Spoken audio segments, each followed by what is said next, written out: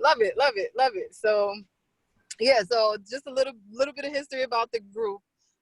This sprung from an idea, a need, a desire from the community. It was mostly spearheaded by Master Ashep, and he has a space, his home where he can't grow outside. He's got some soil, but no sun. Mm-hmm. So he's like, I want to grow inside, but I can't grow everything that I want to eat. So we put our heads together and we're like, well, if you can't grow it, somebody else can. So, and almost everybody is pretty much an indoor gardener, but there are some that have space outside. Okay. Limited space, but still space outside. Like they not, everybody doesn't have access to the acreage and stuff that we do. So what became of this was the idea to create a group where everybody can grow something different and we can share amongst ourselves. Okay. Because everybody pretty much lives all in the same area. That was going to be my next question. You guys all? Yeah. Okay. Yeah, generally within an hour of each other. I think I'm the farthest. There's two of us that are out here in Charles County. So we're the farthest. Two of us are the farthest out. But yeah, so we wanted to share produce, but everybody doesn't grow the same. So, we're pretty, we're a bit of a purist kind of group. Right. As far as, the inputs that we use, the methods that we use, everything's African traditional farming methods, whether it be indoors or outdoors. So we wanted to make sure everybody was on the same page with the way we were growing, the methods that we were growing, so that we could share amongst each other. Because if one person uses Miracle Grow, the whole system falls apart. Right. So this is our humble group. We don't have everybody on every day, because we've been doing this for, this our 5th Thursday. But everybody's still watching the videos and everybody's still growing at home because they're texting me the pictures. So one of our participants was like, okay, so now that I done grown this, how do I keep it? Past the summer season. And I thought immediately of you. Well, thank you. Go ahead. No, thank you for thinking of me. And thank you for welcoming me into at least for this brief period of time into this tight-knit group of people who are supporting each other. Seeing what you guys are doing and hearing about what you're doing is inspiring, because it is something that I would like to see being done on a much larger scale. So this is the group and what it is that you guys are doing and the goals that you set out are inspiring. So thank you for having me. Oh, you're welcome. I don't think you know the level of inspiration you and Daku and all of the people in Bugs and Edible Gardening and all those groups. Y'all really have been a major catalyst to this entire endeavor. So really I applaud y'all. So I'm gonna do a small what I know introduction, and you tell everybody the rest, because I want to let everybody know how we vibed, like how we in the group. So everyone meet Odyssey Michaels. Hey everyone. He's an awesome and amazing grower currently in Virginia, and his farm is the Big Fig and Vegetable Farm. Right.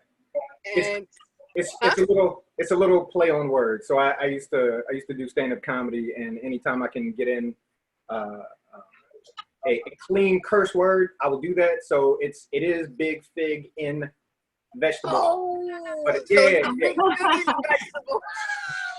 Oh, we love it. So it's Big Fig. You gotta have attitude. Yeah. So yeah, you gotta have attitude. Yeah. Got it. Vegetable. Oh, I love it. Odyssey, I love it. Yeah, indeed. Give thanks for that. Yeah, that's play on words, word play. That's what's up. So what started our conversation, well, aside from the numerous posts and techniques that we've kind of traded over, the past like 3 or 4 years, right. I saw he grew a lot of figs. and I know figs are native to Maryland, and I was like, I need some. And he's got fig trees galore, right? So, we just started talking and vibing from there, over big figs. Yeah. Yeah. Wow. Yeah. So it was the ultimate dopeness. But since then, I've actually seen him post quite a few things about what and how he's canning. And seriously, my mind has been blown, to see a food scientist, a Black food scientist, do the things that he's doing with food preservation. Man, I'm waiting for the class, and I'll be the first one to sign up. So I appreciate you spending the time, taking the time out to come and have this chat with us and show us a little slice, of what you have going on there. So take it away. Let me get my dog out of here first. She's looking for some attention. Come on, girl. Come on. Thank you. So, and I've got a young one who's taking a nap. So if you hear a child's voice here at any point in time, he'll be looking to, maybe she should come back in here. She's making more noise now than she was before. So Odyssey Michaels, that is my name. Actually, I'm gonna bring her back in. Come on, girl. Come on. Farm animals. So now, here's the story with me. I grow food, and I have been growing food for quite some time. It is something that I've wanted to do for a very long time. It's something that I can always remember wanting to do when I was a child. Some of my earliest favorite memories that I don't know if I made them up or not, right? But some of my earliest favorite memories are being in the very large gardens of my great grandparents, and just being in the dirt and having no responsibility and eating string beans and sweet peas right there in the field, and seeing plums on trees by the road, and for whatever, just something about that I associate with love and a very good time in my life. And so I think it's something that I've always wanted to replicate as I've gotten older. And so what I did years ago, wanting to be a homeowner, and never really putting myself in a position to be a homeowner, I did what I was led to do, which was to go talk to my grandmother, who explained to me. I asked her, I was like, how did granddad get all this land? How did grandma get, they had acres, right? And it's been sold over the years, and different family members have gotten rid of land or whatever, but they basically said that they grew their own food, that they preserved their own food, and that they traded. They traded each other. There was no, there wasn't money involved, and when you have the term tradesman, people had trades, right? You would trade one skill for another skill. If you were an electrician and somebody else was a brick mason, you would trade those skills. And so I started to mentally get into that mind frame, and decided that I wanted to grow food and not grass. And so I have an acre. I have an acre of material just outside of Richmond, Virginia, and I've turned my yard and continue to turn it into what's called a food forest. And so I'm creating an ecosystem here where there are fruit trees, there are perennial berries, and I'm not. Hold on, before we go any further, I'm not bragging, because I know I heard the story about everybody gardening in a small space. So this is not me bragging. I'm simply stating what it is that I've been led to do. Flow on, brother, flow on. And so I've turned my property into a place that produces food. I've got trees that also provide shade. I don't understand the need to get a shade tree that doesn't give you fruit. You put money into grass and all this stuff that people do. And I just figured my lawn that I'm paying for, or my yard that I own, I should be able to have it benefit me, as opposed to me continually giving it money and, trying to impress my neighbors and all that. I eat. My son eats. fresh strawberries, fresh blueberries, fresh all that stuff. And there's a lot of Can food. I get a high five? Can I get a high five? Can I get a high five? I'm saying yes, that makes sense to me. Yes. So yeah, and so my son, you know, he eats the food that we have here, and I couldn't tell you right now whether my farming techniques are traditional African techniques, but what I do is this in my space. I do what's called the back to Eden gardening method, right? Where my entire yard, or the vast majority of it, is has a layer of what was at the time freshly cut wood chips. Okay, and these wood chips have broken down over the years and have turned into basically potting soil. So my entire yard is basically potting soil. I can plant anywhere at any point in time and not worry about whether it has the nutrients to grow or not. It simply does.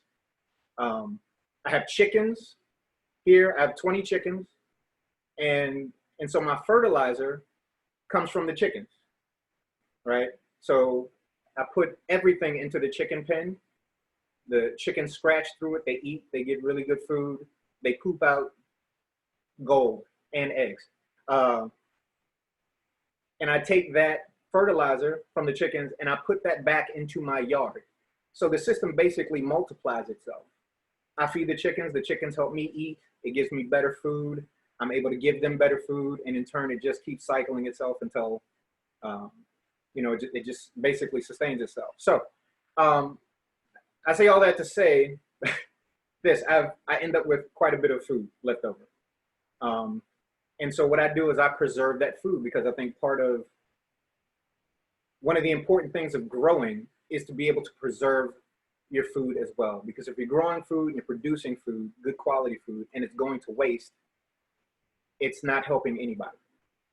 And so based on my grandmother's advice, based on what I have going on here, I learned how to preserve my own food. And I do that mostly through, my main way of preserving food is through canning. You know, I have a freezer, and my freezer has conked out on me previously, where I had deer meat. And that deer meat, I wasn't sure how long it was sitting there in a freezer that wasn't working, but I'll show you what I did, because I could not eat the deer meat.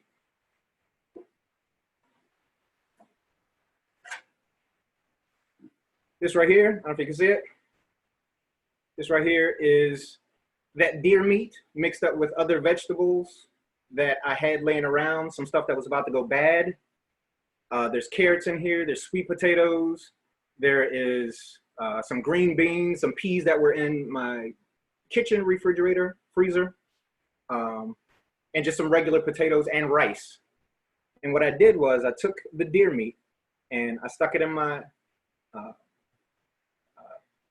my pressure cooker, and I mixed all the vegetables in there, chopped it up, and created this right here, which I will not eat, but my dog will.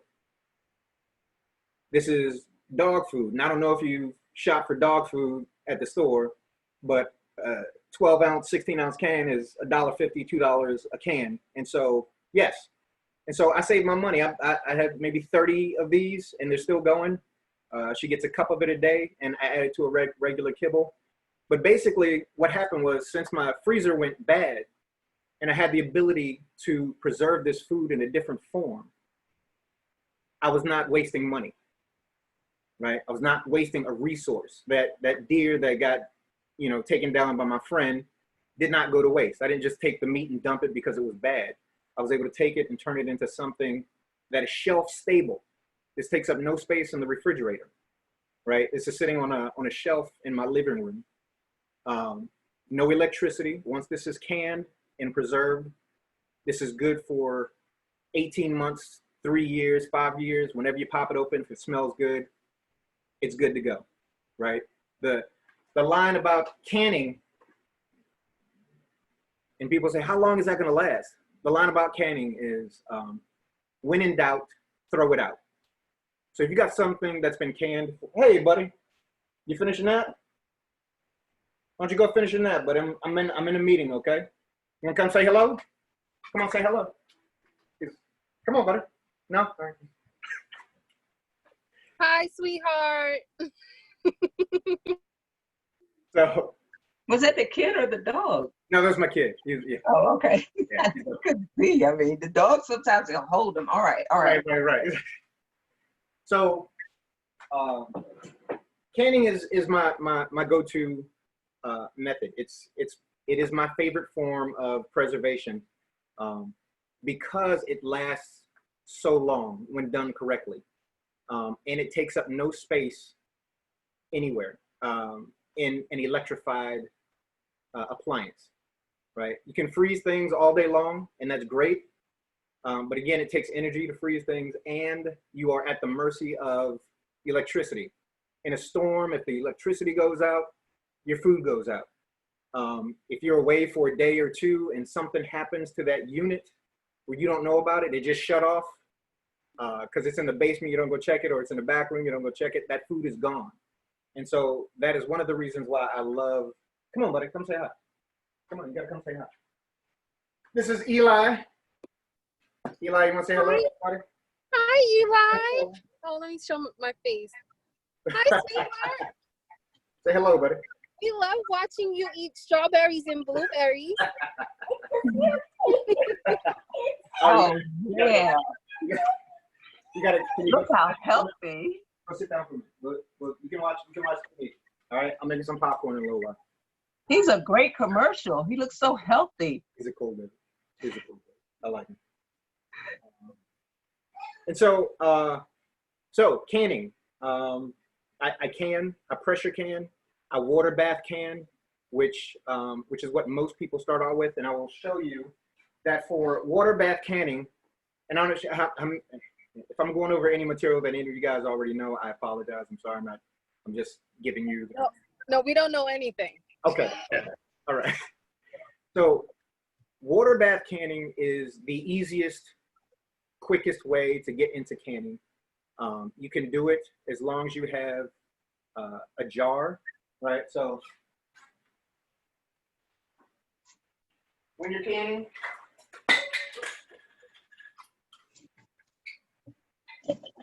whether it's water bath canning or pressure canning, you are going to have your jar.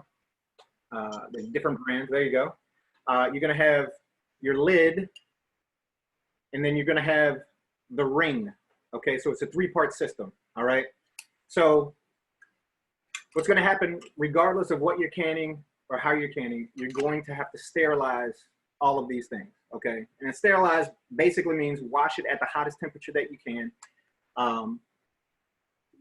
Or if you have a dishwasher, okay, you can put it in the dishwasher and it heats up, put it on the heat cycle. It will clean it enough to where, you're good to go. Question. Yes. So do your lid have to be in the separate parts? Or if you had a whole one-piece lid, would that not work? So they do have whole one-piece lids.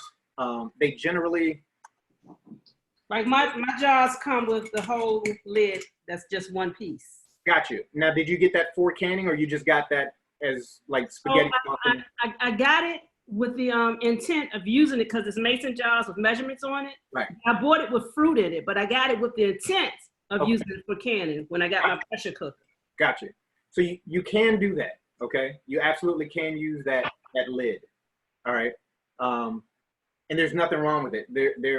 What you have to do is be careful about reusing lids. I am an advocate of reusing lids, but you just need to check to make sure that the seal isn't distorted, that the rubber part around it doesn't have any nicks or cuts or breaks in it, or it's not bunched up in one place, or it's been melted to the point of, where it's not going to seal correctly, okay? And so yes, you can absolutely use those. And those are great, especially after you open a jar and you want to use something and you don't use everything in the jar. What happens when you have the 3-part system is you have to either get a lid that's solid, or you have to, you have to close it and still use the 2-part system. And it's not a big deal. It's just a slight inconvenience. And so you have the jar, you have the lid, and then you have the ring. Everything needs to be sterilized and washed. And basically, what you're doing is you are making sure that there is no oil or any foreign substance that will prevent you from getting, keep dropping that, from getting a proper seal. Okay, so the enemy of canning in general is going to be oil or foreign substances between the rim of the jar and the seal itself. Okay, so and for that reason, what you do every single time you can, regardless of whether it's water bath or pressure canning, and I'll explain the difference between the two in a second, is after you get your material into the jar, into the sterilized jar, you're going to wipe off the rim with a clean rag, a clean paper towel, or something to make sure that you have a nice re-cleaned surface after you put your contents into the jar. Okay, that has to be done every single time. All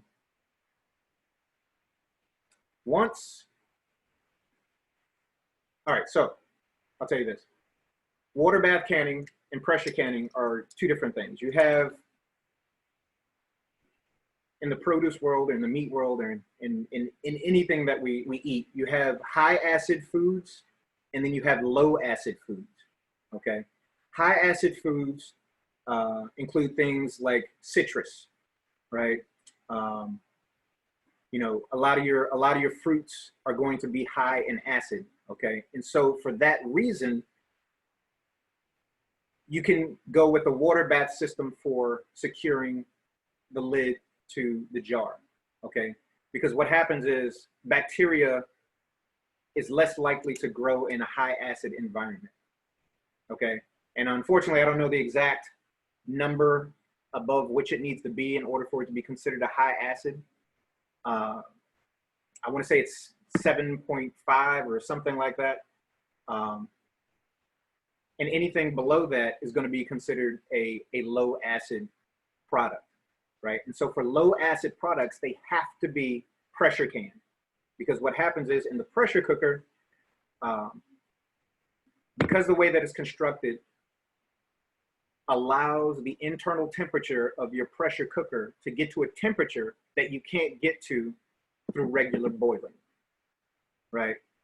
I don't know if anybody barbecues or whatever, but if you barbecue, you can get very tender meat one of two ways, right? You can cook your meat in a high pressure cooker for a short period of time and then put it on the barbecue, or you can cook that meat for a very, very long time, right? At some point in time, the sinew starts to break apart, and it allows you to get that nice tender meat. I feel like I might be talking to a room full of vegetarians. I was like, let me find a different.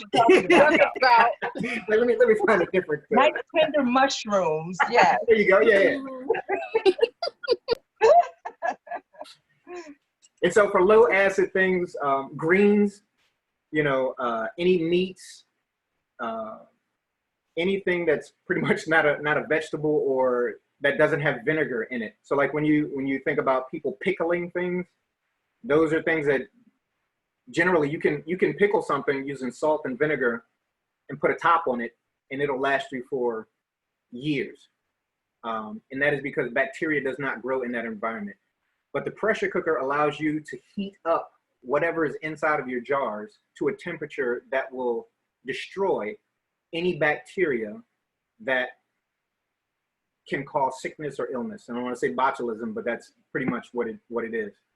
And so here's what happens once you go through the process of canning. I'm going to explain this to you. The 3-part system versus the single lid that she had. What happens is the food is heated. Okay, the contents inside the jar is heated, and once you've heated it and cooked it for a proper amount of time, and that time depends on what it is that you're processing, right? There's a different time processing for squash than there is for green beans, right? There's a different time processing for strawberries or strawberry juice than there is for kale, okay? Once you finish that time with your contents in the pressure cooker or the water bath can, you remove them, and then there's a cooling off period. So you have this very hot material that you've removed from the heat source, and your jar with the lid and the top is on there. And what happens is that through cooling, right? It's the cooling process that causes a vacuum, okay? So this is what canning is all about. It's all about a vacuum effect. If you've ever taken a cup and just put it over your mouth, I used to do it when I was a little kid, you used to just suck the air out, you know, and hold the cup on your mouth, right? Hands off, the cup there. That's exactly what canning is, all right? So it heats up the material, destroys the bad bacteria, and then through that cooling process, pulls the lid down onto the jar, which is why you need an absolutely clean rim when you're doing this. And I don't know if, I wish I had video of this, but what happens is that most of the lids are designed to ping. So there's this, and I can't do the noise, but it's a beautiful sound because, you know, everything's been preserved. It's a sucking, pinging noise that happens when you know the jar is sealed. And that is the gist of canning. You were killing the bacteria inside and then removing the air and not allowing any air or any outside bacteria back into the jar. So you have a sterile environment and a vacuum effect, and nothing can get in, nothing can get out. And so that environment stays the same. So you guys following? Okay. So we have this 3-part system here, and this is what happens after you're done canning. You can take this off, right? This part should stay connected. So this is some tomato sauce that I canned last year sometime. Forgot to write the date down. I'm still going to eat it. But if you notice, there is no lid or no ring up here because I take them all off once I'm done canning. Right? The ring isn't what holds. Wow. Yeah, the ring is not what holds the lid on. Okay? I take my lids off just in case something happens. I'm sorry. Oh, I thought somebody was saying something. I'm sorry. I take my lids off just in case something happens. I don't want to be tricked into thinking that the lid is on when it's not. Okay? And so the lid can give you a false sense of security, or that ring can give you a false sense of security. And so I take all of mine off. This is, I have no fear of this coming out. I will do this. That was tomato sauce. This right here, these were canned, I don't know if you can see the date, January 1st. January 1st, 2020. Yeah. These are potatoes. Okay? These are potatoes that were canned. All right. So you dry can these, okay, which means you basically cut them into chunks, put them in the jar, and can them. No additional water, no anything. And so, you know, So those are uncooked? these, oh no, they're fully cooked. Okay. These are fully cooked and ready to go, but they were cooked through the canning process. I will make you some popcorn after the meeting, buddy, okay? Negotiate. Is he 5? He's 5, yes, he's 5. 5, okay, all right. And so these were cooked during the canning process. Okay, again, ring off. You'll see up here, there's some liquid here. This is the starch in the water that was cooked. when I pop this top off, I can take these potatoes and put them inside of a colander and rinse that starch off. So I'm not eating all of that starch. The potatoes are nice and firm. They're not mushy at all. They're not mushy at all. You can take these, you can turn them into, mashed potatoes. What I've been doing with them recently is I will take these and mix them. I will put them in my food processor and chop them up, and then mix them with some eggs and some cilantro and some sage and make potato pancakes. It's almost like eating like sausage. Like it's almost like eating sausage. It is a delicious meat substitute. Wait, so I got a question. So Yes, are you seasoning and tossing it in and then canning, or are you just canning straight potato? So these were just canned. These were just canned. I wanted to get the potatoes up off the floor, and I wanted to get them canned and out of the way onto shelves. And so no, I just processed them. All these will get seasoned after it gets open. Yeah. Gotcha. So, and again, the top, no ring.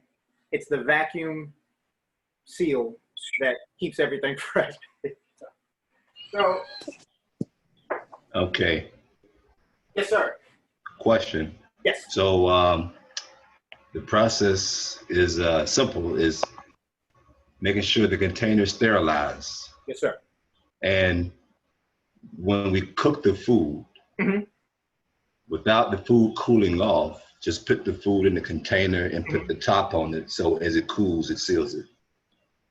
Yeah. So I will make a quick run through the process because I'm not sure I'm not sure. I want to answer your question with a yes or no because I'm not really sure of it, how it was phrased. Like I don't want to answer your question incorrectly. Okay. So help me out. Like ask me that again. Okay. So if my person just want to go ahead, because when you said it about the vacuum, it was like some of this click, like, oh, that sounds like something very familiar. Nonetheless, so if my person just go in here and, for example, what do we have that we want to? Split pea soup, for example. Okay. Yeah. So once the soup is made, because usually my person would if it's still hot, we'll let it cool before we go in the refrigerator. But if we want to can some, say for later, say we would just, while it's still hot, put it in the jar and just fill it up while it's still hot and let it just sit and cool while it's hot. With split pea soup? Yeah. I would not recommend doing that unless you were going to process it after that. Okay, but that's the concept is there. That's the concept. Okay, good. Okay. So what'll happen is if you take some hot split pea soup and put it in a jar and put a top on it, and maybe stuck it in the refrigerator, it's gonna create a seal. Okay. So when you go to take it off, it'll be a vacuum. Like, so I'm gonna eat this for dinner. All right. So I want you to.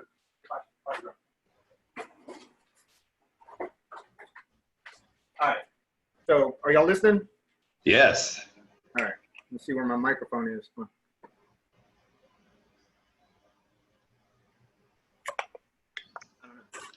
Could y'all hear that? Yeah. Oh yeah. All right. So and now I can smell everything that was inside the jar. This is a black and white bean chili. All right. Okay. It would create a seal. Okay. It absolutely would. And in fact, I would suggest that if you make a big pot of anything, and that's what that black and white bean chili is. I made a huge pot of chili, and then I canned it. But what happens is you have to. So for chili, you have to process it at because I have meat in mind, right? I have to process it at what would be 10 pounds of pressure for 60 minutes. Okay, so I'll show you. I got you. I'm with you. I'm with. Hold on. Give me a second.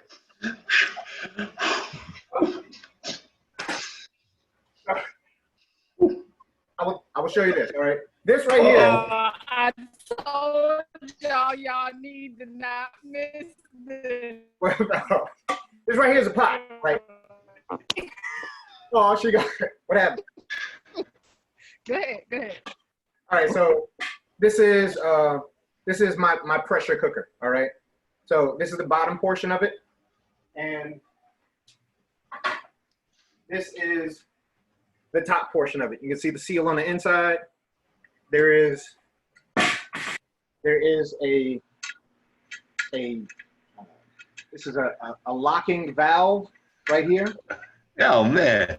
So once I put the top on the pot and lock it in, once it reaches what's called pressure, this will pop up, and it's an indicator that it has reached a certain amount of pressure, and this locks the top end. Okay, because back in the day, there was a lot of the fear in pressure cooking is that the pot will blow up, right? That's the fear, right? You're creating, you got this.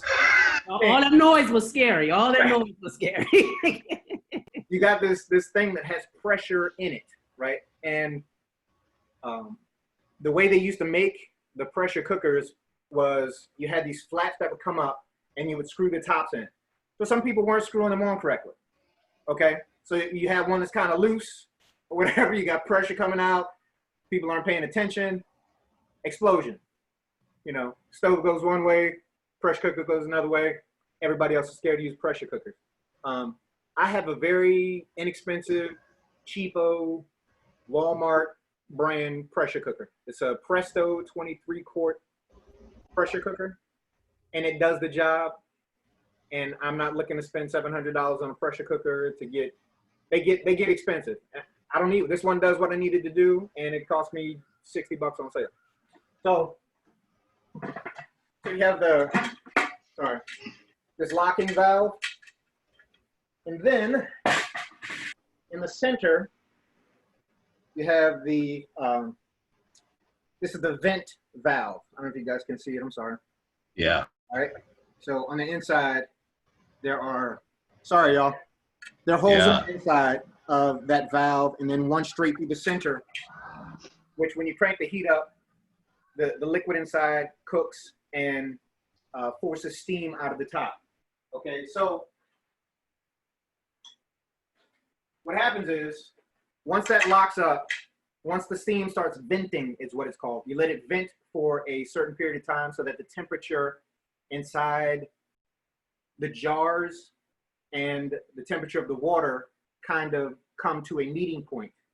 At that point in time, you're going to put your weight. This is a weight, all right? This is a weight, and this weight has this, and then it has 2 rings, okay? And this is just the model that I have, okay? It has 2 rings. Each one of these represents 5 pounds of pressure, okay? So when I tell you that something has to be cooked at 10 pounds of pressure, what you're gonna do is you're gonna take this and one of these rings, not that you guys can't do math, I'm just doing, you know, I'm being thorough here. And this goes on the top, the venting. Can you see that venting hole? This goes on the top, okay? So what that does is that allows the air has to build up even more pressure in order to come out. And so that forces the temperature inside of the pot to go up, okay? And this is what helps create that environment that kills the bacteria. And what you'll know is you have to crank it up to high, okay? Have to crank it up to high to get it to build up the pressure. And what'll happen is it'll start rocking, okay? It'll start rocking, okay? I wish I had some videos to show you guys, but what happens is that pressure, because there's a weight on it, this weight's not gonna go flying off. That pressure reaches pressure,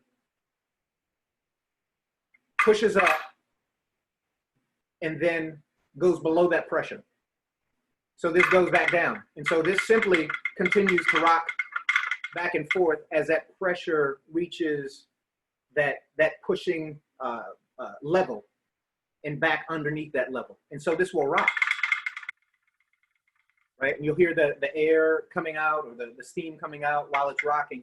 And once it starts rocking, that's when you can count, that's when you start your timing. Okay, so this is why if you have a split pea soup that you just put hot stuff in and you stick it in the fridge, you're not killing any of the bacteria at a level high enough to maintain that shelf stability. So you could take it, put it in there, it would create a seal, stick it on the shelf, but stuff will be growing in it, okay? And so that's what this does, this rocking. If it's 30 minutes at 10 pounds of pressure, that's this and this weight on top of here. Once it starts rocking, that's when you can start timing, okay? It'll rock for whatever length of time it is that the recipe calls for. And then once it's done, what you have to do is you have to take it off of the heat and let it cool down naturally. So that valve, this locking valve that I showed you before, once the pressure has gotten to a safe, once the pressure has gotten to a safe level, this will drop. That way you know the pressure's gone. You can take the top off without it popping up at you. There's not going to be a rush of steam coming up at your face. And at that point in time, you can and should take the top off, okay? Yes, sir. I will get you some popcorn when I get done, man. I got you. All right, man. I got you, buddy. And so you know it's safe to take the top off. So yes. Yep. I got that 7-in-1, you know, gadget. I'm the gadget queen. Okay. So it's got the pressure cooker, the air fryer. The Instant Pot deal. Is that what it is? Yeah. I know what you're talking about. Right. So when I put my jars in there, so do I need to put liquid in there like I do with everything else?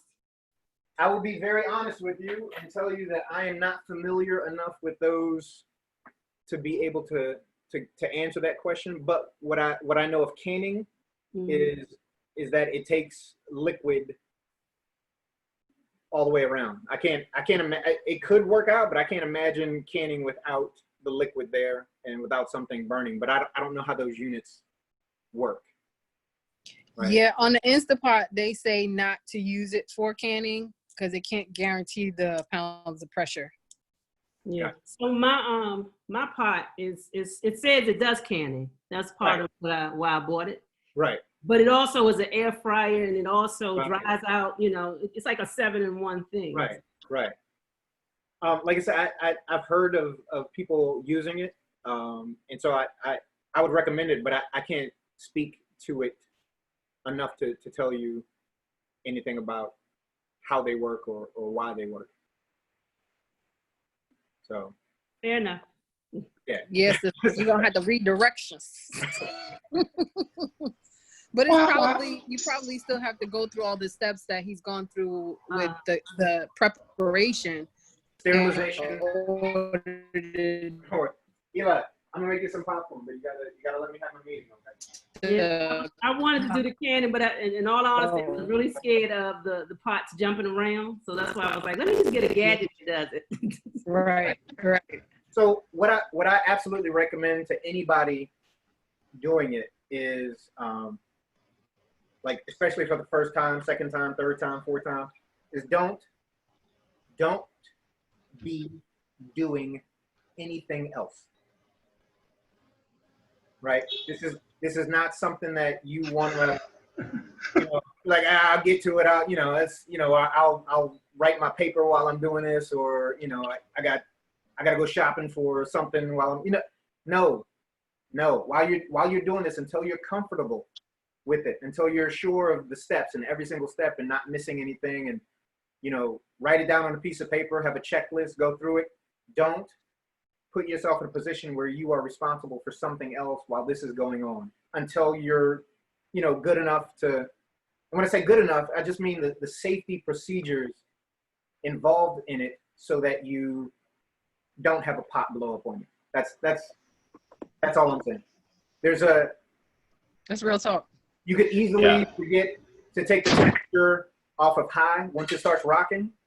Like once it starts rocking, you got to take it off of high and put it on like medium high. If you've got the numbers in your thing, it's got to go from high to maybe 6.5, 7, right? Because if you don't, what'll happen is it'll continue rocking. It'll sound, you know, it'll make all the regular sounds, but it's cooking at a higher temperature, right? And if you're supposed to cook it for 30 minutes, Sure. right? If you're supposed to cook it for 30 minutes and it's cooking at a higher temperature, it's evaporating the water faster out of the machine. And if the water is evaporating faster, you're going to end up with no water in the machine. You know, the water's gone at 15 minutes and you're cooking in an additional 15 minutes. You're ruining the product that's on the inside and possibly putting yourself in a position to burn and ruin your cooker. Question. So Yes. when you said the water was the key, right? So when we're putting them in the canner, in the pressure cooker, are we submerging the whole thing in water, or like is there a certain level? So yeah, so inside of the pressure cooker, and I definitely can't show you guys this. I can point to it, but the pressure cooker, first of all, you have the pot, and then you have this, all right? And this has itty bitty feet on the bottom, which keeps this off of the heat, so you don't have your jar sitting on direct heat. Okay, old school, what they would do, not necessarily for pressure canning, but what they would do for water bath canning, is if they didn't have a metal thing to put in the bottom of their pot, and you can use any pot. My grandma showed me that you can take a towel, fold the towel up, soak it in water, put the towel at the bottom, and then put whatever level of water you need to water bath can. And in water bath canning, you are basically making sure that the jar is submerged underwater by at least, the jar or jars, plural, are submerged underwater by at least an inch, inch and a half, 2 inches of water. That top has to be underwater. And your timing, when you time how long it's supposed to be in the water bath canner, starts once the rolling boil starts back up. All right, so it's going to be on high. You're going to be, it's going to be boiling. And when you put your jars in, generally the temperature goes down. Everything finds level, and then the temperature starts to rise again. And once it starts boiling is when you start your timing. So if you need something for 10 minutes, it might actually be in the pot for 15 or 20 because it's got to get up to temperature. But if you don't have this and you just have a pot and you want to water bath can something, take a hand towel, wet it down, put it on the bottom. You basically need to create separation from that heating element and the bottom of the jars. So when you're pressure canning things, in this jar and in this pot and in most pots, you would need 3 quarts of water, which would put you about that high without jars. Once you put the jars in, if it's a full jar, it might go up to here. And then again, it's not the water that's cooking it. It's the heat from that pressure that's built up inside of it. One of the reasons KFC was so popular and good is because they used pressure cooking for their chicken when they first started. That's why it was more tender than everybody else's. Learned. So yeah, so I'm trying to figure out where I am. Anybody got any questions? I do. This is a good time. Yes, I always have questions. So when you have water bath canning, you prepare the water boiling before you put the can in it, the jar in it? Yeah, so generally when you're, here, I'll get them. I'll make some popcorn, all right? Yeah. You gotta have seatbelt. I got black nose, I'm sorry. That's right. Yeah, we're going. I knew that. I knew that. So, so when you're doing water bath canning, you're dealing with hot liquids or hot substances. Eli, you gotta be quiet though, okay? You have to be quiet. And so, yeah, so you want the water. Yes, no microwave popcorn, y'all. Sorry, being brown. I knew that you needed to do that. Yes, I you gotta do did. And that'll take care of the whole thing for another little while. Okay? So yeah, so with the water bath canning, depending on what it is, you want it at a higher temperature. You want the liquids at a nice high temperature, or the fluid inside the pot, as well as the contents that your water bath canning. Oh, okay. Depending on what it is, I'm sorry, because sometimes it is simply done to get a good seal, right? Mm-hmm. So like, let's say you have a really high, let's say you have jams or jellies, right? Mm. Where there's a high sugar content, and generally there's going to be either some citrus in there, or the fruit itself is going to be high acid food. Mm. You're pretty much just making sure that the jar seals, and so you're not killing any bacteria, you're not doing any of that stuff. So it's basically creating that environment where it gets hot enough so that you can have that cooling effect to have that vacuum on the jar, right? Mm-hmm. So it's not like you're really killing any bacteria or anything through that process. It's really, you're heating up the air inside, you're eliminating some of the air out and getting it hot enough to make sure that that vacuum is nice and solid. Is there some place to go that would give you like rules for pressures and times and all of that on different foods, so that you would know, okay, if I'm doing peaches, I should cook it at this pressure for this amount of time, versus if I'm doing anything else? Right. So the USDA, they have guidelines, or the Food and Drug Administration has guidelines for canning. So I will say this, I'm a fan of their canning. It's very, very, very safe. All right. I'm a little more on the, I don't know. They're extremely safe. More safe than, so when I moved into my house, I found a canning book from 1943, and I was canning before I moved in here. One of the reasons, one of the things that allowed me to buy this house was canning, because I grew my food, canned it, and was not spending money at the grocery store or in food stores. Wow.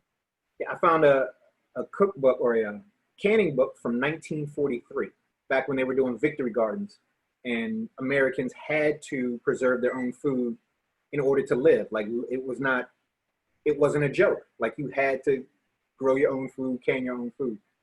And so they do things in this book that are no longer recommended. And I think a lot of that is because of testing. But I think the vast majority of it is because of lobbyists. I think it's a legal issue versus a safety issue, and I think that there's a lot of money in the grocery store food reliance chain, to where they don't really want people on their own. They don't want people preserving their own food, because they want you to continue to be a consumer. And if you buy things that are perishable, you have to go back to the store. You buy milk, right? They get us hooked on milk. And then you have to go once or twice a week, or if you got kids, you go back and you go into the store to get milk because it goes bad, right? Now you're buying other stuff because you're at the grocery store looking for milk. So your money's going out of your pocket. But what they don't tell you is that you can can milk, right? Wow. But then they sell you canned milk. Show them all that milk, man. You should have seen it. We was all looking like, what? Wow. Look at this. Look at this. This sits on the shelf, not in the refrigerator. Wow. I do my milk now a quart at a time, right? I don't go out and buy 2 gallons of milk and stick it in the refrigerator, and then that race against time to use it up before it goes bad, or trying, trying to figure out how to get things done. No, I buy milk when it's on sale, right? When it's close to that expiration date and they're trying to get out of the store and they're selling a gallon of milk for $1 or whatever it is. I will buy 5, 6, 7 gallons of milk, however many I can fit in my cart, and I will take them and can them. This was just recently done. Going to the store a little while ago, but I have some up there. I think from March, because I've only had to go buy milk like twice since this whole coronavirus thing. But this, and if you can see at the top, right? I don't know if where's the camera? There we go. If you can see, there's a little bit of milk fat at the top. I shake this up before I put it in the refrigerator, and by the time it's cold and ready to go, that milk fat has been reincorporated into the milk, and it has a slightly different flavor, right? I'm not gonna lie, it doesn't taste like milk you get right from the store. It has a slightly different flavor, but it's not noticeable enough to where it affects me or my son. And he drinks this like he drank milk before. This right here. Can y'all see that? Heavy cream? Heavy cream. Yeah. Heavy cream. This is from February, right? Canned. It's canned. It's shelf stable. This will be good 18 months from now. But what it also does is because it's heavy cream, right? Separate. This is butter. Literally, this is butter. When I need butter, I will pop this can after I shake it up, stick it in the refrigerator, let it chill, right? Shake it up, let it chill. And then I take this and I put it in my KitchenAid mixer with the cake paddle bit. And I let it spin for 5, 6 minutes. And I got butter. I got buttermilk. What kind of bit is that, Odyssey? What kind of bit? The cake batter bit. Oh, cake batter. Okay, we got a cake batter bit. Yeah. This thing right here. I'm just saying, he living with my gadget world. I'm living. It is right here. It's right here. You put this in. You put this in. Now you got to put something on top because once the butter starts forming, it will splash heavily because of the buttermilk. You know, KitchenAid got that guard that you can put on there. Yeah. But I guarantee you still gonna have to clean something up. But this right here is shelf stable. I can take this and shake it up, chill it out, use it for some pasta dish or whatever. I got heavy cream right here, which means I have butter. So this whole time, I wasn't running out to the store to get butter because I ran out of butter. If I needed butter, I would take this, make me some butter, and I guarantee you, this is better than any stick butter you buy, in the store. Yeah, no going to the neighbors for a stick either. What's that? No going to the neighbors for a stick of butter either. No. Yeah, but I'm waiting for you to pull up with the cow or the goat and be like, nah, this is my milk, this is my butter. I'm waiting. I know it's coming. So, I mean, I gotta get back. I gotta get back though, because that it's hot to put the can in the boiling water and submerge it. So you can't water bath can that.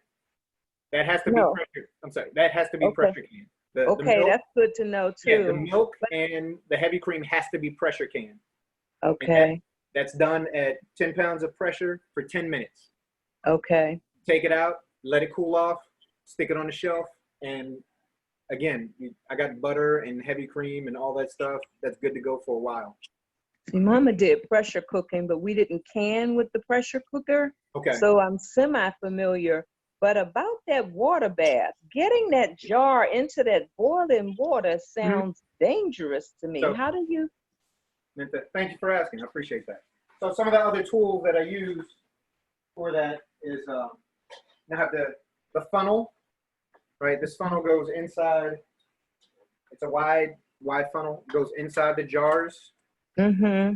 So that you can pour liquids or food into there without trying to squeeze it in. All right, this is essential in canning. And then to answer that question that you had, Ah, a gadget. It says yes. Water. This has it's made specifically for jars. All right, so you would take this, Oh, and instead of goes in the okay. open it up, and that's it. They Oh, also wow. have trays that you can fill up and then drop down into the Boiling water. yeah. So, Yeah, you know. so there are definitely safety features that they have. All right. And So things that might get water boiled, can you also just put them in a pressure cooker opposed to water boiling them? you can, yes. Just at a lower time rate, perhaps? Yeah, because like I said, generally for water bath canning, it is strictly to get it hot enough to kill some pathogens, excuse me, or some bacteria, and then create that heat to get that vacuum seal through the cooling off process, which you can absolutely do in a pressure cooker. Yes. So Absolutely. I have a question. Oh, Mhm. go ahead, Sister Precious. Okay, so you can pressure cook or pressure preserve anything, but it's some things that you can water bath pressure preserve. Right. But So but the pressure cooker does everything. so the pressure cooker does everything. You're going to get Okay. So I'm part of a group on Facebook that's called Rebel Caners. Okay. Huh? What's that? Yeah, Rebel Caners. Okay. Mostly, it's not many people that look like me and us. So Uh-huh. Uh-huh. just Uh-huh. right off the bat. But they will, and old school preserving techniques will tell you that you can water bath can too. It's just, again, I go back to that barbecue thing where it's a very long process. Ah. Right? So where something might take you 30 minutes in a pressure canner, the recommendation will be to water bath can for 3 or 4 hours. Mm. Okay. And so even then, it's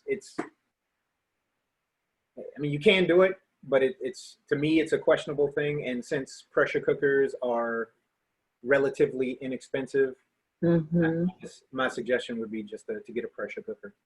Okay. Plus, it sounds like you're cooking your food to death when you're leaving it on for that long too. Right. Mm. So my question is, what is the most interesting thing that you have canned so far? Yep. I'll say that right now. I waited so long for my dad to go fishing and bring me back some catfish so that I could Ooh. can. So these are, yep. Oh, he wants his popcorn. How funny is that? I remember the deal. I had a deal with him. These are catfish nuggets, fried catfish nuggets. Oh, Hey, let me get this right though. Here, man, come on. Y'all, he had the whole group up in arms, like, nah, what? Explain, sir.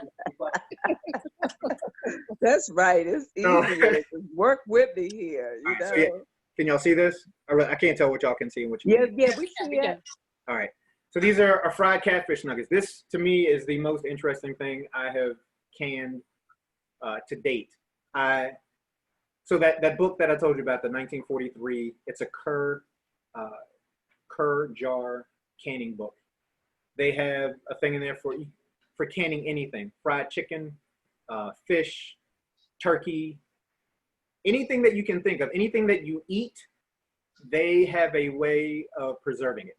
They have instructions for preserving it. Okay, so you want to cook a turkey for Thanksgiving, and you don't want to eat turkey sandwiches for the next 6 days just to get rid of this turkey. Mm-hmm. You can divvy this thing up, make turkey soup, can that turkey soup.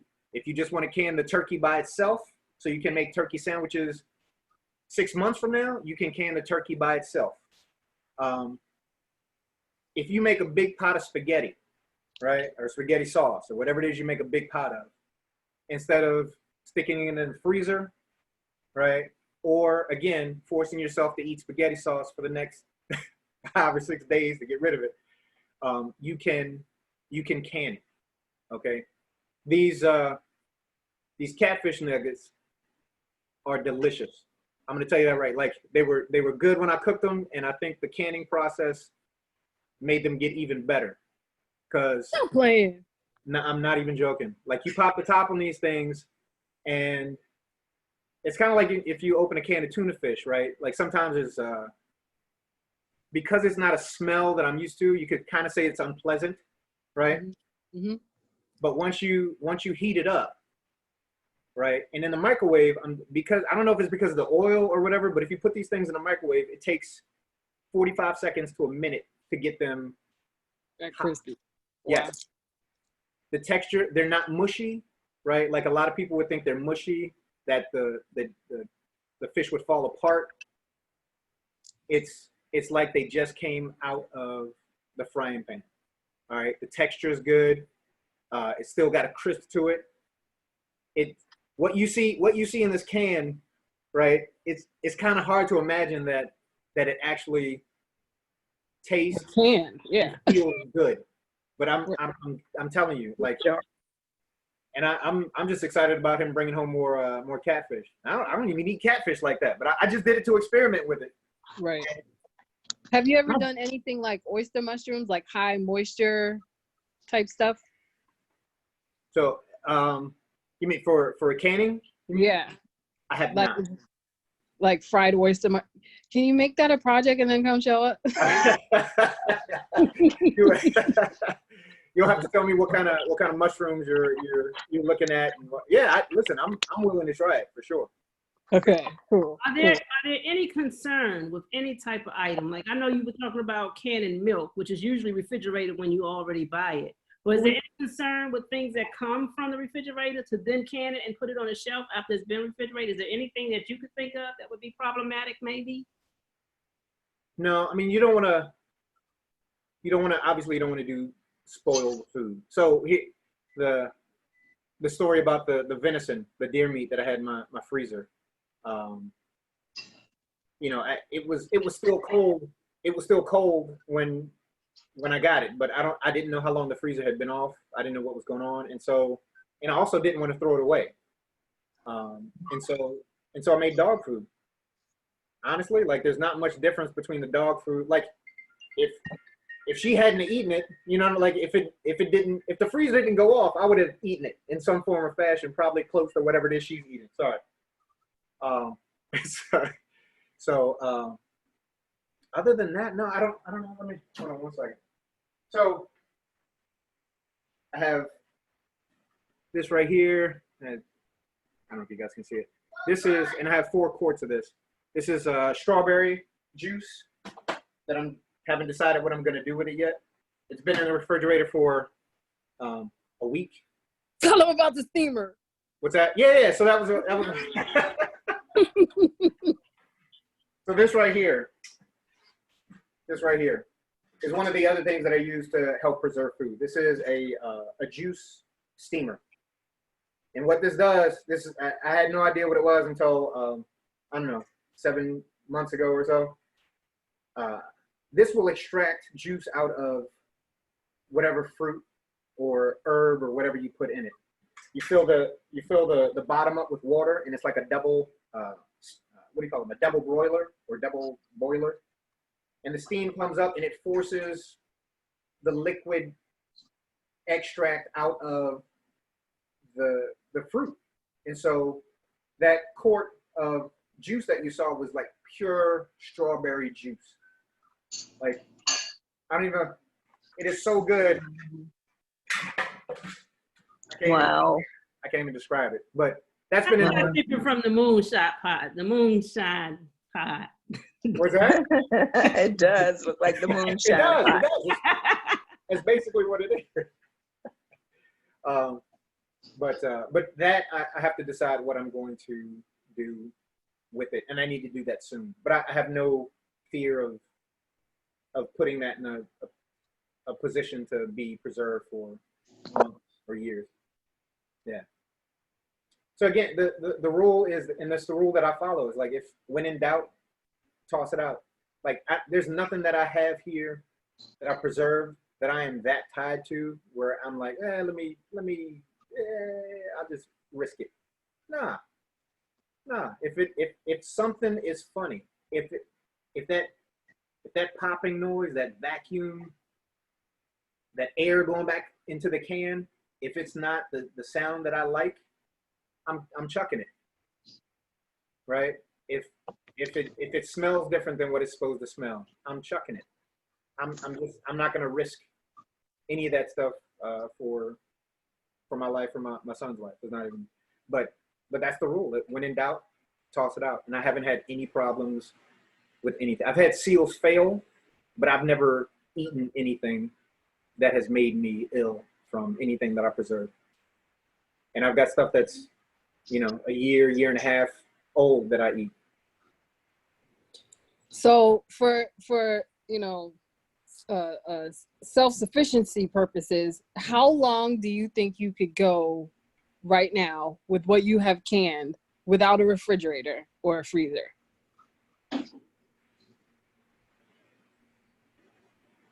Okay, so does that?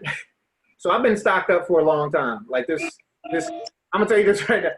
Like, and it's not just the canning stuff. Like years ago, there's certain things that don't go bad, right? So years ago, when I had some extra money, I bought, 150 pounds of flour, 100 pounds of rice, and I'm still sitting on 75 pounds of rice and 100 pounds of flour. So I'm like, if we're gonna include that, I'm good for a long time. I'm good for a very, very long time. You have to sit down, buddy. Thank you. Yeah, I would put it in months. Does that?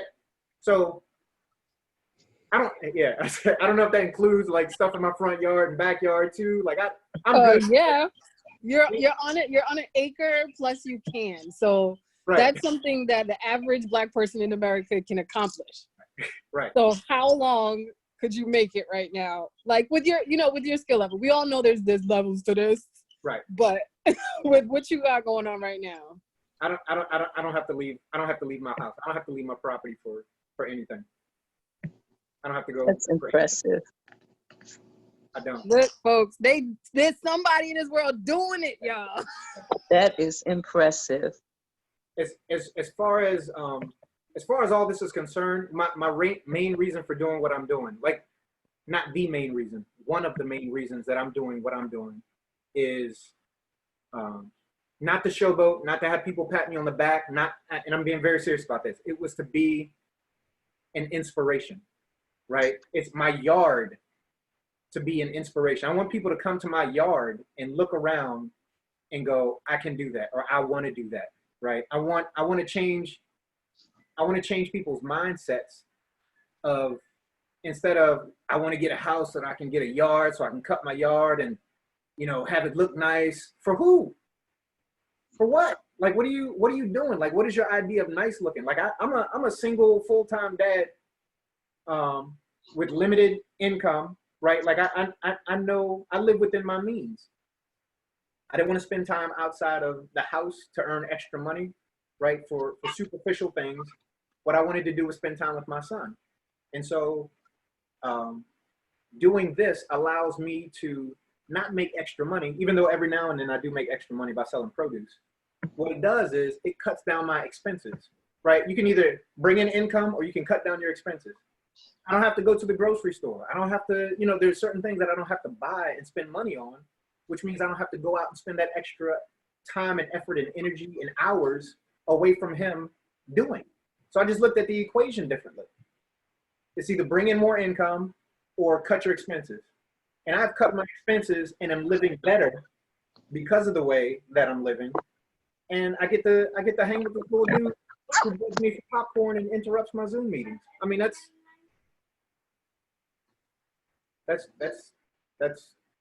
my life. That's what And I want people that's everything. That's everything. Seriously. I am inspired for sure. Yeah, but honestly, you can start with a pot. You can start with a pot. You already got I would do some research on that. Like, and YouTube is a really good, you know, resource. But I'm just not familiar with that 7-in-1, that Instapot thing, in order to be able to give you any solid advice on that. But I hear that it's doable. Some of the folks in that canning group use it. I mean, just the pressure cooker life and the air frying, and you know, drying the fruits and stuff alone has been worth it. But I have not. I started collecting the jars, buying the fruits in the mason jars. Right. That was going to be my next step anyway. Right. So it's like, I'm excited, and I am so glad we did the session. Well, I thank y'all for having me. I will say this, and I don't know what y'all time planners are on, but one of the other things that I do is dehydrate. And because I grow a lot of stuff around here, I have a lot of herbs, and I will show you this. This bag is filled with mint, dried mint, that I basically, you know, and I don't know if you guys do this or not, but you have this here, this mint. You can use duct tape and just duct tape the end of the mint and hang it up. Within a week and a half, depending on the humidity level in your house, it'll be dry, and you can peel it off the stems, put it away, and it's good for a very, very long time.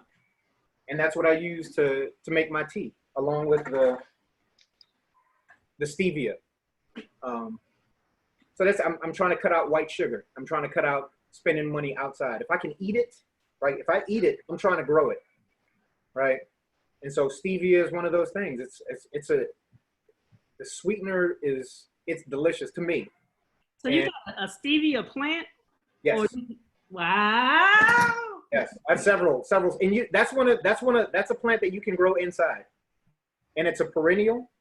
Comes back year after year after year. I started with one plant, I don't know how many years ago, and now I've got maybe 20 in my stevia bed, and I'm gonna split those this year, and I'm gonna keep splitting them and extending that bed, because I just want to make sure that I don't run out of stevia. I am ready for that. Wow. Yeah. That's the next one I need to get, Stefan. Stevia. Look, well, I got some stevia seeds from Grow Green Girl in Cali. Yeah, on her Hevelyn. Hevelyn. Well, she's one of the girls. She's another one. Man, y'all, there's some high powers in that group. So Evelyn sent me like a whole shipment, and she's like, look, stevia is really hard to get to germinate, but try it and start it indoors. So here's what I'll do. This is my gift to you guys, and my thank you for letting me come in and chat with you guys, which I appreciate, by the way. If you shoot me an address, I will mail you a portion of my a stevia plant. Yeah. So just shoot me like a mailing address somewhere. Anybody that wants some, I will shoot you some. Yeah. You want it in the chat room, or you want it right now? I don't know how to lock this in. So if you what's your email? We'll email it to you. All right. It's OM comedy COMEDY @gmail.com. Yeah. While you're at that, how can we support your big friggin' vegetable farm?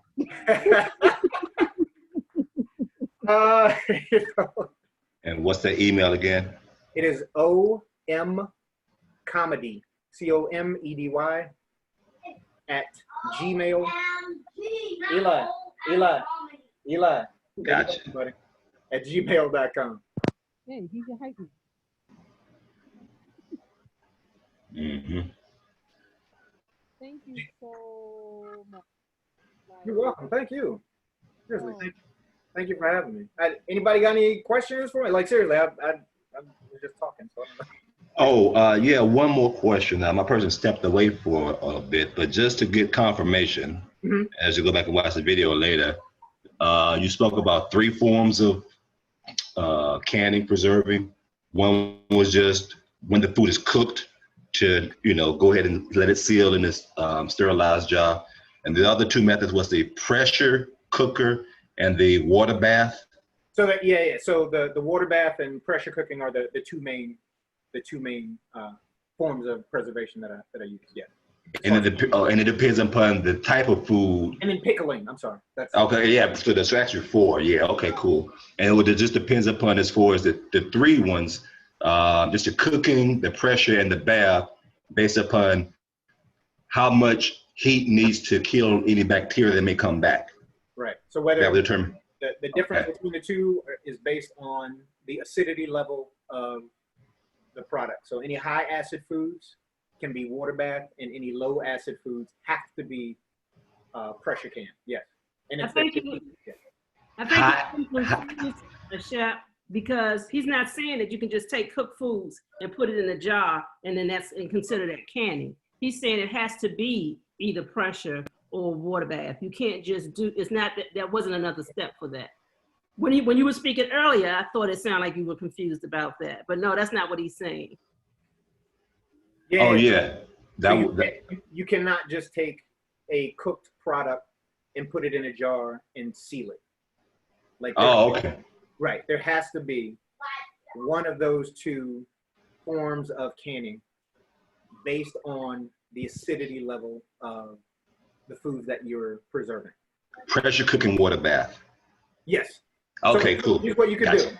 do. If your partner made a big pot of split pea soup, right, and you guys had it for dinner, but then you got this full pot left over. Right. It is possible, and I would suggest that you can it. But what you would have to do with split pea soup is you would have to pressure can that at probably 10 pounds of pressure for like 35 minutes.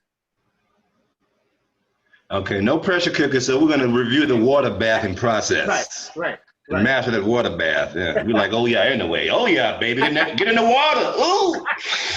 Yes. All right. There it is. Does it matter about the size of the jar when you give the 10 pounds of pressure for a certain number of minutes? Doesn't that matter? Because I've seen that some of the jars are half height, then you've got the quart and the pint size. Right. So does it vary with that, or is the pressure going to build the same no matter what size the jar is? The pressure is going to build the same. The difference is not going to be in the amount of pressure. The difference is going to be in the length of time. Okay. So if you have, so you've got your pint jar and you've got your quart jar, and you were canning green beans. Okay. They're both going to be canned at the same pressure.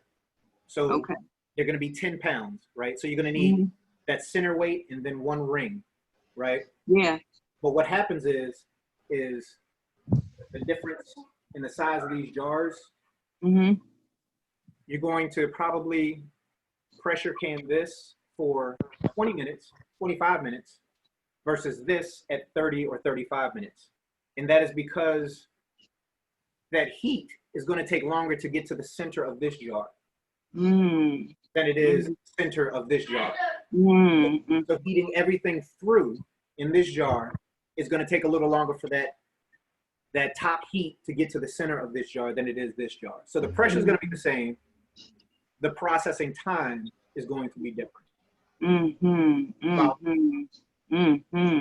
That makes sense. Yeah.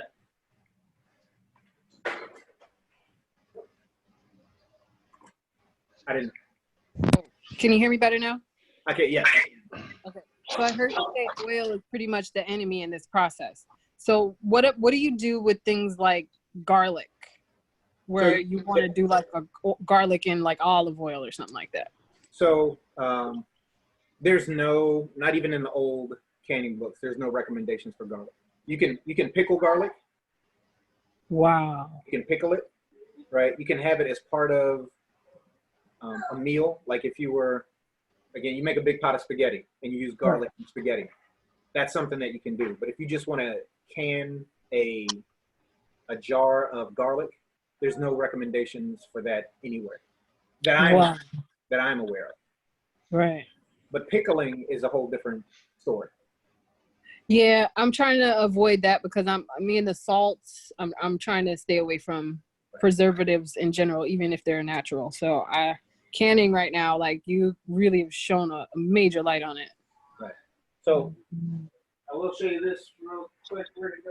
Oh, this is the other thing you can do with the dehydration, right? And this is it's off here, but I have onions growing in my front yard. I have Egyptian walking onions, and put those in the dehydrator until they're dry as a bone, and then this gets mixed in my my blender and then my coffee grinder because I don't have a Vitamix. If I could get a Vitamix, I'd be good to go. Vitamix is the baby. I'm trying to Got tell one? you. You got one? Absolutely. Can't live without my Absolutely. Vitamix. Yes. You have one? You have one? 2 of them. Yes. Absolutely. Yes. I It's want a one so must. bad. Yo, you just gotta Oh, wait for the Yes. holidays and wait for them joints to go on sale, and then I've been- use that I've been- Bed Bath and Beyond coupon. That's how I got mine. I've been on Facebook Marketplace looking for somebody to unload. You gotta wait. Just We'll wait till put the end our of the year. intention out there for you so you can get back to us about what extra you did with your Vitamix that we didn't get to do. That's the missing thing in my kitchen, the Now, vitamin. but you're growing, so you got pretty much all of what you have and something more to get. So that's a good thing. So the herbs, then you're recommending that instead of canning them with our herbs, you're recommending dry them. Absolutely. Okay. Yes. Okay. I've got I'm trying to again, if I grow it and eat it, if I eat it, I'm trying to grow it. So onions, oregano, sage, all that stuff. I'm trying to make sure that I cut them down so that they get as many return growth periods this year as possible. And I'm just drying them and sticking them in jars. That's what's up. Yeah. You actually dry them and grind them and stick them in jars, right? Yes, without my Vitamix, but yes, I do. So. All right. So does anybody else have any more questions or about food preservation in general? Because this the brother to ask. So we got what? We have pickling, we have drying, we have canning, and what else? Salting, but we're not trying to do that. That's not something I've gotten into. Yeah. That's something. Yeah. So Yeah. the fisherman just came in and he had my dad's favorite. It's catfish. And I saw that I can have it around for a really long time if I prepare it the way it has always been prepared and then just can it in the pressure cooker, which I don't have currently because I didn't realize you could can with it before we decided we didn't really need to go that fast. So is there something with fresh fish? Because they are fresh fish now. Mm-hmm. To me, is as far as preserving them without the pressure. As far as preserving it right without the pressure cooker. I would. I mean, I know that you can dry them, right? Like you can dehydrate fish as well. Mm-hmm. Like jerky, you know? Like Ooh. Mama, so wait, Mama Lynn, you're asking about canning fresh raw fish? I'm asking about preserving what has been caught. Without And pressure cooker. the catch is wonderful, but I'm not going to be able to do much with it right now other than to maybe freeze it. And if I go ahead and cook it all at one time, now I know I can use the water bath method. No? No, absolutely not. Okay. Sorry, not with fish. I will tell you, Okay. fish is the one wild card in canning. So that catfish, as delicious as it is in any fish, it's the same thing. It was cooked. I've never cooked anything as long or as on high a pressure. It has to be at 15 pounds of pressure for 90 minutes because there are bacteria in fish that do battle with all kinds of things, and you have to extend that cooking time and up the pressure on it in order to ensure that you get rid of all that bacteria. It's Awesome. you're not going to water bath safely. You're not going to water bath any fish or anything that's from the water. I sure am glad I asked that one. Yeah, I think everybody, if we keep like in mind with the water bath, like high acidic acid. So high. you think fruit, you think things that already have a high amount of they're already preservative sugar, right? Something that's super acid, pineapples, anything that's Tomatoes, high acid. Tomatoes. Yeah, tomatoes. Yeah. Yeah, anything that gives you acid. Reflux, right. Yeah. Then you can water bath. Everything else, just stick it in the pressure cooker. Everything else, the pressure cooker. Yeah, and it's really important because it's you want to preserve the food, but you want to do it safely. It's not gonna help you if you're sick from not doing it correctly. So Right. But no, the fish you can dry it, you can dehydrate it. That's the only other method I would know of taking care of that. Okay. Yeah.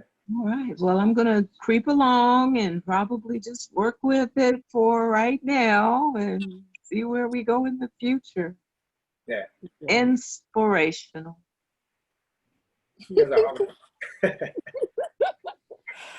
Yeah, we got a cool crew over here, right? Yeah, for real. For real. Absolutely. Yeah. This the fam, this the village. We holding that torch out here in DC, Maryland, and Virginia.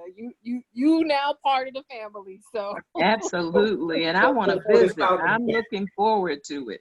Yeah. Yeah, I want to you see. didn't tell us how we can support your farm. You got to tell everybody how we can get to you. When you have something to let go of, I'll say. I don't know what that means. What is that?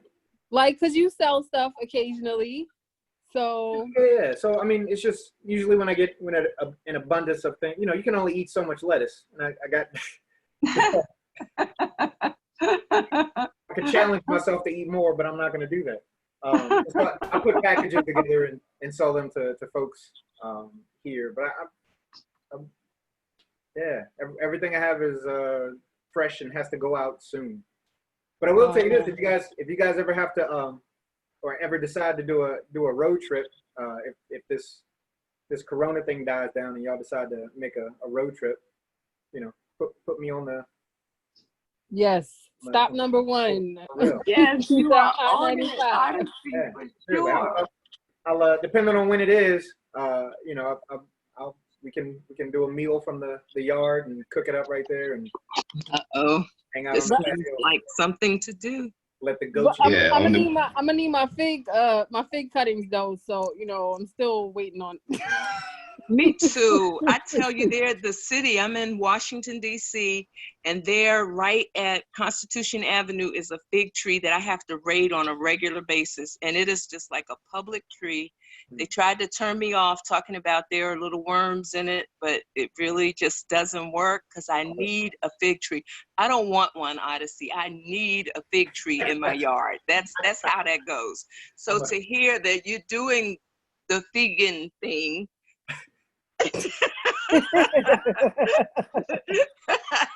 yes, this is all good. This is definitely all good, and I must.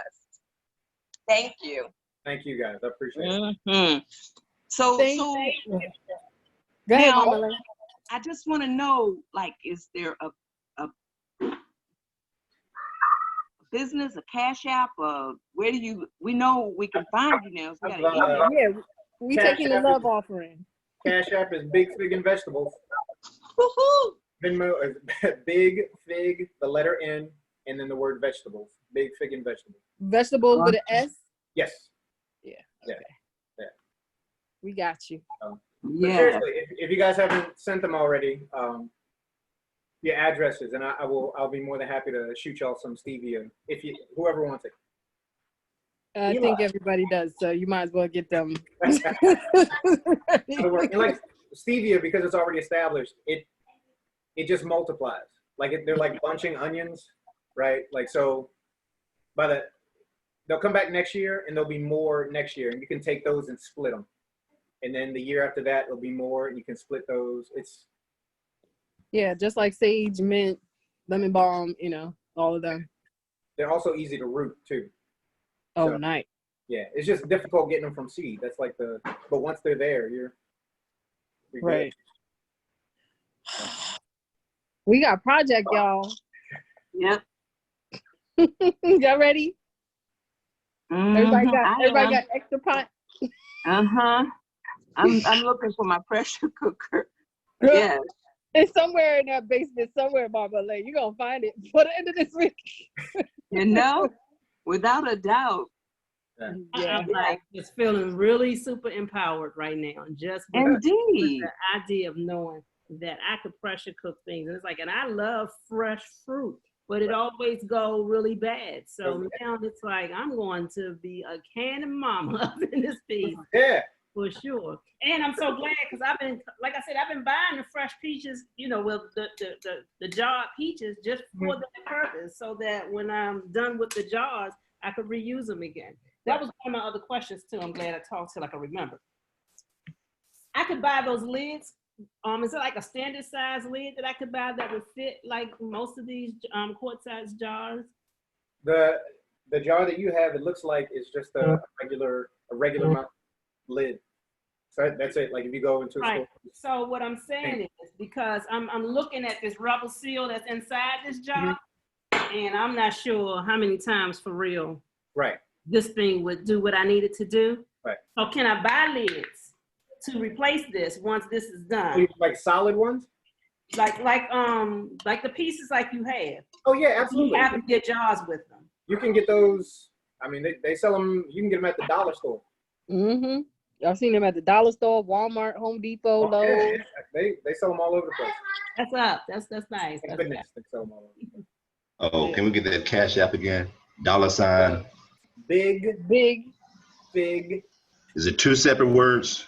No, there's no spaces. I'm sorry, there's no spaces. No, it's all one. Okay. Street. Yeah. Big, fig, the letter N, and then the word vegetables. With an S, by the way. What is it for? Good job. Odyssey, gotcha. Yes, sir. Okay. So what are we cash apping for? Love offering. Oh, okay, bet. Gotta take care of our brother. You ain't never lying. Oh, all right. Yeah. Tell Vegetables, make sure I did it right. I have a son that wants to live off the land, and he would be excited to hear someone is actually doing what he wants to do. His family is growing, so there are 2 little girls, he and the mom. So I'm hopeful that we can inspire him by sharing that someone of color is doing exactly what he wants to do. Yeah, So I'm grateful. If y'all do the trip, bring them on. Absolutely. I can meet the chickens and What kind of chickens you got? 20. No, what kind? Comet and some sex link chickens. They're Rhode Island. They were mixed between Rhode Island Red and something else. I can't remember. I've had them for like 5 years. They're about to go this year. This will be their last year. See, that's why I'm not trying to do animals, because I can't do that part. I can't do that part. I'm not ready for that part. Part of the process. I don't take any enjoyment out of it. You know, I don't look forward to it, but I definitely feel like I'm part of the cycle when it happens. Yeah. The system, the ecosystem. Yeah. I just learned, born and raised in the city, my mom was telling me that the eggs don't have to be refrigerated. See, every egg I ever had, you had to put it in, that I knew of, you had to put it in the refrigerator. Right. And not until you have refrigerated them do they have to be refrigerated. No. And they taste different. So she's still sharing. If they're unwashed. Unwashed. They have to be unwashed. So I've had the pleasure of seeing eggs come out of chickens. Wow, there you go. I should do air quotes. There's a film that covers an egg immediately after as it's coming out.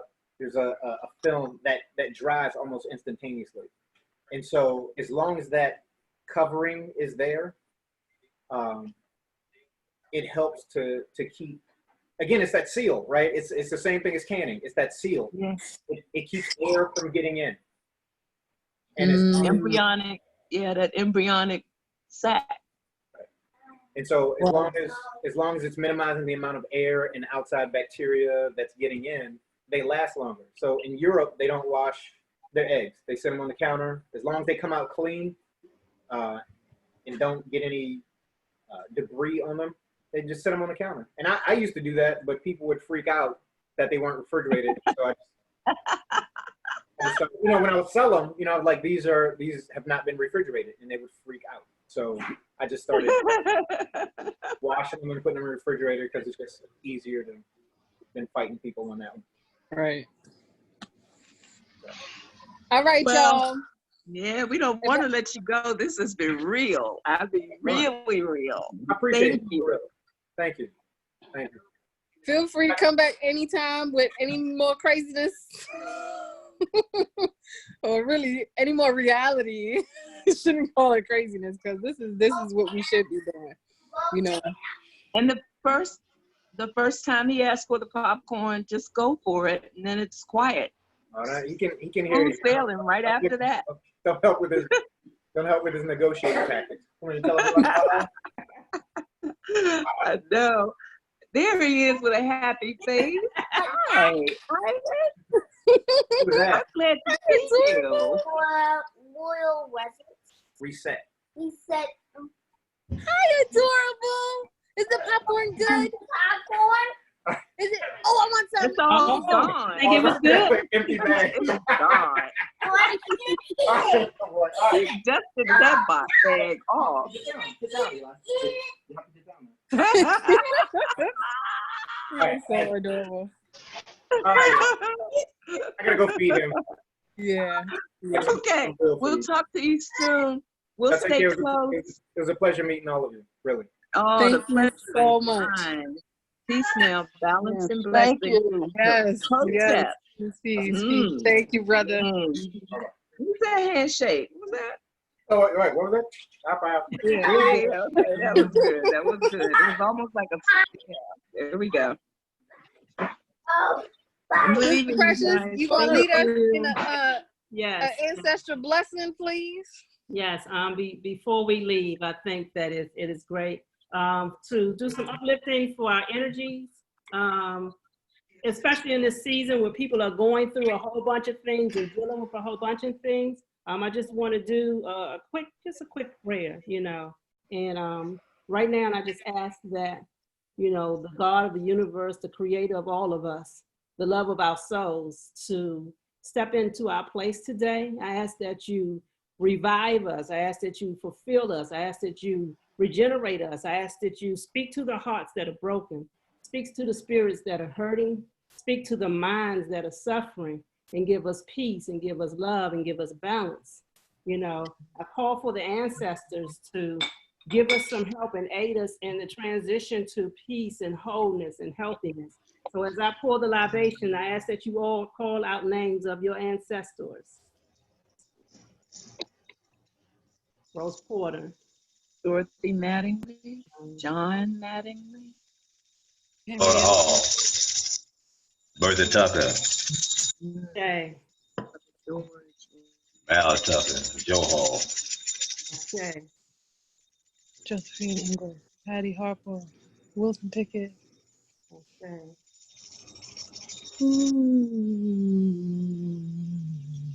Ashe, Ashe, Asheo. As we move forward, I want to say a special prayer for you, Sister Stefan. I know that you're dealing with a whole bunch of things, and I ask that you tap into the spirit of strength and tap into the spirit of love. Take your crystals that you have and have that work with your heart. Have that work with your energy of lifting you up and empowering you. Ask all of these things in the name of the Father, of the Mother of Earth, and all things holy. Amen. Amen, y'all. Amen. I love y'all. Love you more. Likewise, soul sister. You hug me for you.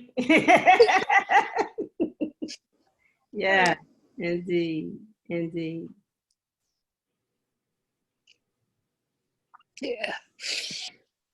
Um, Yeah. Thank you, Sister Precious. it's gonna be all right. It's gonna be all right. Thank you. All right. Thank you, everyone.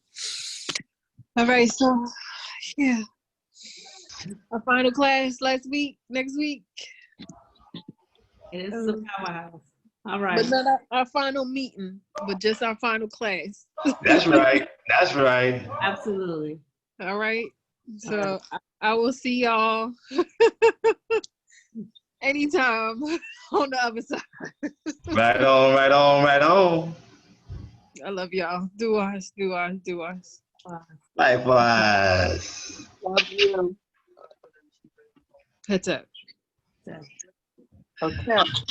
Let's see.